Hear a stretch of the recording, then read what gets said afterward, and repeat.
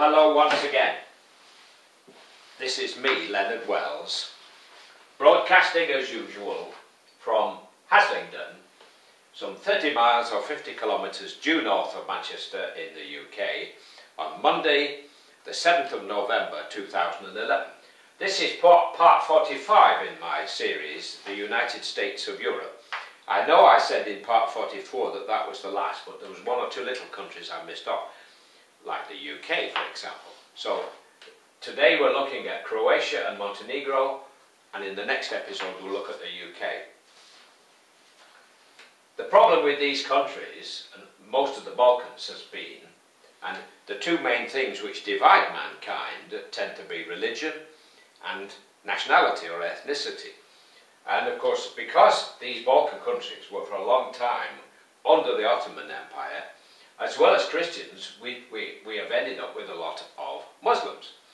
So you've got that sort of mix, not only religious divide, but ethnic divide. And this has caused all kinds of headaches and problems. I'm not going to go into it all, it's extremely complicated. But at the end of 1918, after Turkish Empire was dissolved, taken away from them, removed and exiled, if you like, in the Balkans they formed the kingdom of the Serbs, Croats and Slovenes, which in 1929 became known as Yugoslavia. That's both Croatia and Montenegro.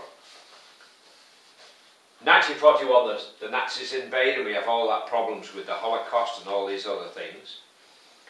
Croatia, a part of Croatia was a puppet state of the Nazis.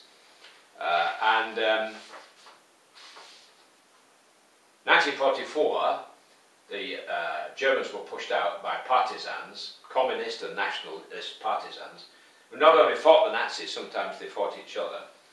1945, of course, the Russians defeated the Germans, and all these countries became part of the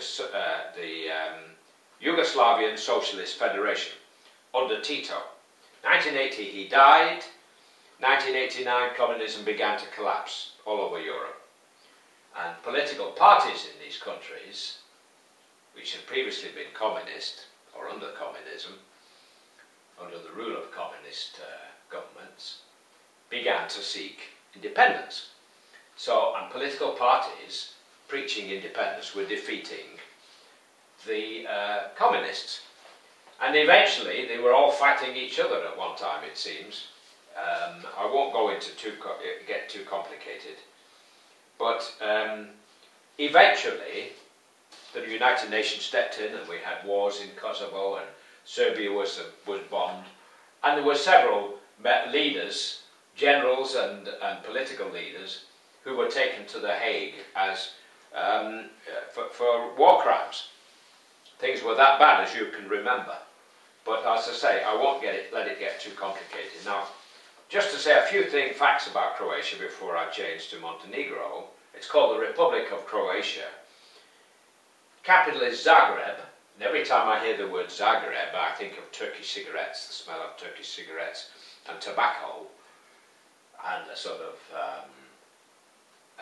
a real Balkan, well, Balkan Sobrani is a blend of tobacco, and every time I think of Zagreb, I have this image of the station there with men in these kind of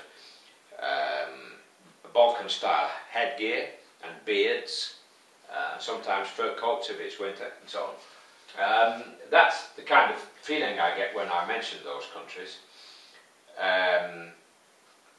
Croatia, although it has now joined the EU, is not in the euro. It has a currency called the kuna, K-U-N-A, Croatian kuna, and it's largely a Christian country, and a population of about 4.4 million. Now we'll quickly rush on to Montenegro, which has a similar history, as I've just mentioned about Croatia, up to the point where Croatia joins the EU. Now Montenegro, although it's not in the EU, it uses the euro. Strange, isn't it? And it's only a small country, 625,000 population. Exports aluminium. Language is Serbian and Montenegrin. And religions, Christianity and Islam. We had all kinds of complicated civil wars all around these countries. At one point Serbia and Montenegro were combined, but now they've split. And in 2002 Montenegro started to use the euro, and hopefully will come one day to join the EU and maybe NATO, who knows. Well, that's it for episode 45. In 46 we look at the UK. You can see why, if we just leave everything to chance and leave all these little countries separate, why it would be very difficult to ensure peace. And if we can form a United States of Europe, as for example the United States of America, then we have a chance of 2,000 years of peace instead of the 2,000 years of war we have just had. And if we can live peaceably for 2,000 years and put our backs into making this a golden age, and we have that chance and that possibility and that dream, we can do things on a big scale, unimaginable at the moment. I mean, for example, they built the Öresund Bridge, which is a sort of bridge and tunnel between Sweden, Malmö and Copenhagen. So you can travel all the way down there now into Europe that way. We have the Channel Tunnel, of course.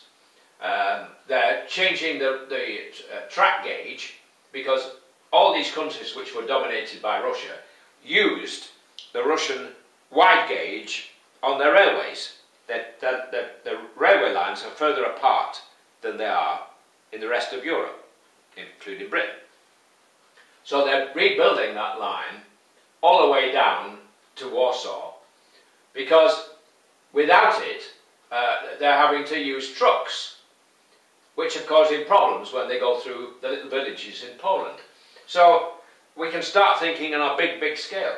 I mean, Italy is supposed to be building a bridge across to Sicily, here.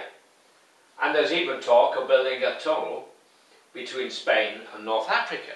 So one day maybe you will be able to get on a train in Edinburgh and go all the way down to North Africa, or all the way across to Constantinople. That'd be marvellous. And hopefully by then, more people will speak English, and we won't necessarily have all this division between people. Don't listen to the Eurosceptic Little Englanders. Mr. Cameron boasts about 1940 being our finest hour. He forgets to mention that the Conservatives were in power when Hitler was appeased in the 1930s. And if they'd stood up to him when he walked into the Rhineland, our Navy and the French Army could have told him to get out, and he might have been deposed. But anyway, we can't put the clock back. But it's not always what it seems, history. You have to look all the way back. That's it for now. God bless while it's still legal in the UK to say God bless. Take care and bye for now.